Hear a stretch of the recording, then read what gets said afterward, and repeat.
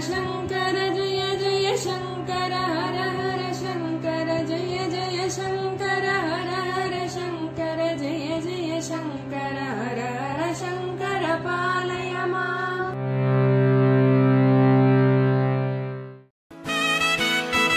Mahasankara matrimony மிகவும் மேம்படுத்தப்பட்ட online திருமணப்பதிவு இணையதளம். இந்த இணையதளத்தில் பதிவு செய்வது மிகவும் எளிது. பதிவு செய்யுங்கள், பிறகென்ன கெட்டிமேளம்தான்.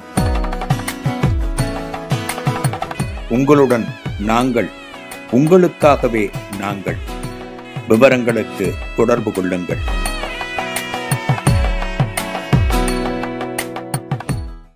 ஸ்ரீ குருபியோ நமக. ஓம் காஞ்சிவாசாய வித்மகே சாந்த ரூபாய திமகி தன்ன சந்திரசேகரேந்திர பிரச்சோதியாது. எல்லாருக்கும் நமஸ்காரம்.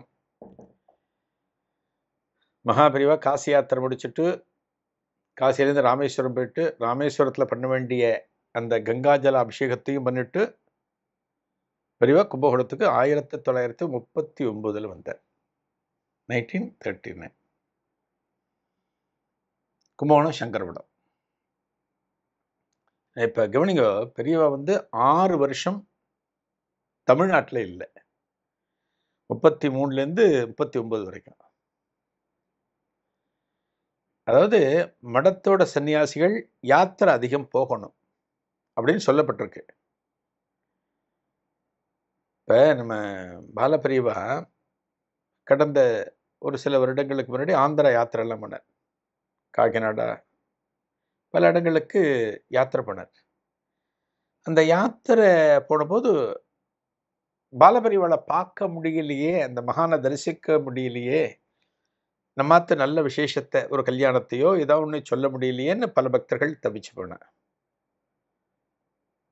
சில பேர் புறப்பட்டு போயிடுவா. ஆந்திராவில் எந்த இடத்துல இருக்கா, பக்கத்தில் எந்த கிராமத்தில் இருக்கான்னு விசாரிச்சுட்டு போயிடுவா. ஆனால் எல்லாராலையும் அப்படி போக முடியுமா? நேரம், பொருளாதாரம் எல்லாமே இருக்கு.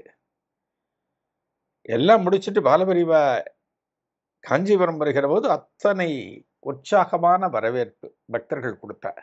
என்ன காரணம்? ஒரு சில வருடங்களா ஆந்திர யாத்திரை போன பாலபெரியவா திரும்ப காஞ்சிபுரத்துக்கு வந்தாச்சு. நாம நினைச்சா உடனே போய் அந்த மகானை தரிசனம் பண்ணலாம் அப்படிங்கிற ஒரு அளவு கடந்த சந்தோஷம். இப்ப மகாபெரியவா பார்த்தோம்னா 6 வருஷம் அந்த காலத்துல 6 வருஷ காலம் தமிழ்நாட்டை விட்டு காசி யாத்திரை போயிருந்த காரணத்தினால அந்த மகானை தரிசனம் பண்ண முடியாம பக்தர்கள் அத்தனை பேரும் ஏங்கி இருந்தார்கள். யாத்திரை முடிச்சுட்டு மகாபெரியவா கும்பகோணத்துக்கு வந்தாச்சுன்னு தெரிஞ்ச உடனே பக்கத்துல தஞ்சாவூர்ல இருக்கிறவா, திருச்சியில இருக்கிறவா, மெட்ராஸ்ல இருக்கிறவா எல்லாம் பெரியவாளை தரிசனம் பண்ண புறப்பட்டு போனார். எங்க? கும்பகோணத்துக்கு, சங்கர மடத்திற்கு. கரெக்டா இப்ப வியாச பூஜை, சாதுர்மாசிய காலம் எல்லாமே வந்தது. எல்லாமே வந்துடுது. எல்லாம் அங்கேயே அனுஷ்டானம் பண்ணிடணும். அந்த சாதுர்மாசிய காலத்துல மகாபெரியவாளை தரிசனம் பண்றதுக்காக திரளான பக்தர்கள் பல்வேறு பகுதிகளில் இருந்தும் கும்பகோணத்தில் குவிந்தார்கள். அப்பெல்லாம் எப்படின்னா, மடத்துக்கு ஒருத்தர் வரார், ஒரு ஃபேமிலியா வரார் அப்படின்னா, இப்பெல்லாம் எப்படின்னா போனோம், முடிச்சோமா, உடனே ஊருக்கு திரும்பினோமா. நீங்க அப்படிதான் இருக்கும் எல்லாருமே. ஏன்னா அவளுக்கு அடுத்தடுத்து இருக்கிற வேலைகள் வேற ஒண்ணுமே கிடையாது. அப்பெல்லாம் அப்படி கிடையாது. போனோன்னா ஒரு வாரம் இருக்கணும், பெரியவாளை தரிசனம் பண்ணணும், 15 நாள் இருக்கணும், குடும்பத்தோடு அங்கே உட்காந்துருவா. எந்த கவலையும் கிடையாது. அப்பெல்லாம் வீட்டில் இது கேஸ் ஆஃப் பண்ணிட்டோமா, கரண்ட்லாம் கரெக்டாக இது பண்ணிட்டோமா, ஒன்றும் கிடையாது. அப்போல்லாம் எந்த கவலையுமே கிடையாது. பாட்டுக்கு போட்டு பக்கத்தாத்த சொல்லிட்டு வந்துடுவா. அப்படி மடத்துக்கு வந்தவாள்லாம் பல நாட்கள் தங்கியிருக்க ஆரம்பிச்சா. பெரியவாளை ரொம்ப வருஷமா பார்க்கலையே, இந்த மகான் இடத்துல நம்ம பலகாலம் இருப்போம்னு எல்லாம் இருக்க ஆரம்பிச்சு ரொம்ப நாட்கள் தங்கி இருக்க ஆரம்பிச்சா. அப்படியே போயின்னு இருக்கிறப்ப அப்போ கொஞ்சம் அதிக நாட்கள் கும்பகோணத்தில் இருக்கும்படியாக இருந்ததுதான். இந்த சாதுர்மாசி காலம் ஏதோ கொஞ்சம் அதிக காலம் இருக்கும்படியாக வந்தது. ஒரு 3 மாசம் கிட்டத்தட்டன்னு வச்சுக்கோங்களேன். அந்த மாதிரி இருக்கும்படியா வந்தப்ப, ஒரு 2வது மாசம் முடிஞ்சு 3வது மாசம் ஆரம்பிச்சு ஒரு பாதி நாட்கள் போன பிறகு, மடத்தோட கையிருப்புல இருக்கிற அரிசி, தானியங்கள்லாம் குறைய ஆரம்பிச்சது. நெறைய பேர் சாப்பிட வரா. 3 வேளை சாப்பாடு மடத்துல.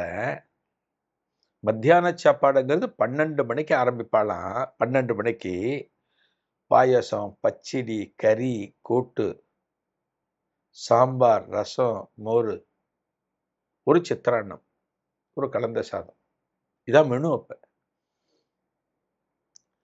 டெய்லி இந்த மாதிரி சாப்பாடு கிடைக்கிறது அப்படின்னா,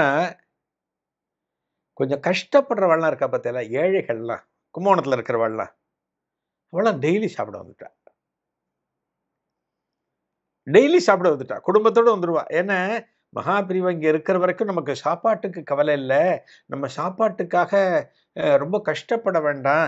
இங்க போனா சாப்பிட்டுட்டு வந்துடலாம் அப்படின்னு வர ஆரம்பிச்சுட்டாளாம். இதுல என்னாச்சு? நிறைய பேர் சாப்பிட ஆரம்பிச்சா. 12 மணிக்கு ஆரம்பிச்ச மத்தியான சாப்பாட்டு பந்தி 4 மணிக்கு முடியும். ஒரு பந்தியில 300 பேர் உட்காரலாமா. மடத்துக்கு வெளியில ஒரு பந்தல் போட்டு ஒரு ஏற்பாடு. ஒரு பந்திக்கு 300 பேர். 4 மணி நேரம். எத்தனை பந்தி நடக்கும், எத்தனை பேர் சாப்பிட்டுருப்பா கணக்கு பண்ணி பார்த்துக்கணும். ஆயிரக்கணக்கான அன்பர்கள் சாப்பிட்டுருக்கா. ஆயிரக்கணக்கான அன்பர்கள் சாப்பிட்டா என்ன ஆகும்? அன்னதானத்துக்கு வந்த அரிசி குறையும்.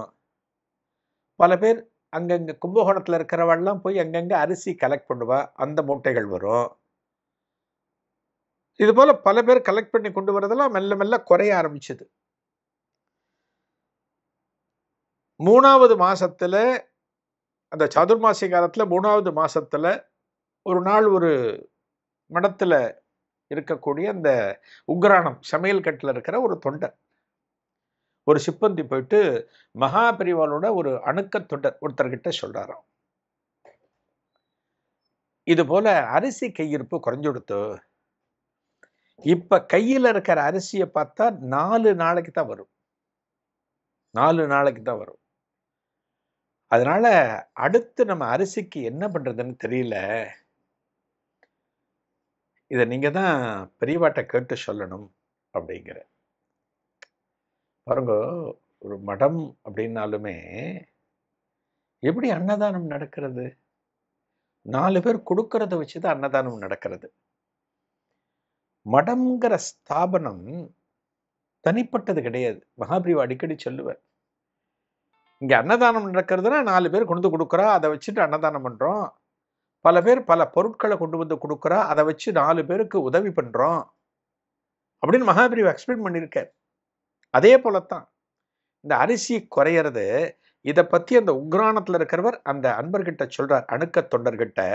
இதன் தொடர்ச்சியை அடுத்த நிகழ்வில் காணலாம். நன்றி, வணக்கம்.